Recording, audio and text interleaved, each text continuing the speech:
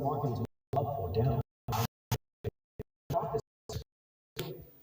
Discomfort and hard lessons, they're mine, and that feels great. Are there people who I'm like, oh yeah, would I want to be Dan Buettner and travel the world and go on long bike rides and be like super duper hot with like a #1 Netflix show after years of like fascinating research?